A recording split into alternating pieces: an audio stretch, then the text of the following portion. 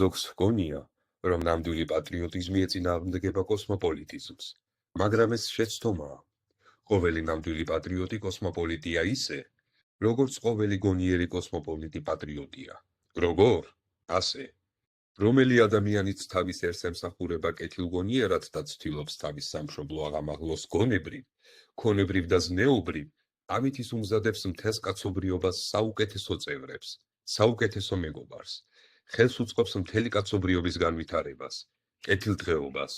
თუ მთელი სერის განვითარებისათვის საჭიროა კერძო ადამიანთა აღზრდა, აგრეთვე ცალკე ერების აღზრდაა საჭირო, რათა კაცობრიობა წარმოადგენდეს განვითარებულ ჯგუფსა. თუ კერძო ადამიანისათვის არის სასარგებლო აღზრდა ნაციონალური, ინდივიდუალური, აგრეთვე ყოველი ერისთვისაა სასარგებლო ასეთივე აღზრდა, რათა ყოველმა ერმა მომატებული ძალა, ენერგია, თავისებურება გამოიჩინოს და საკუთარი თანხა შეიტანოს კაცობრიობის სალაროში.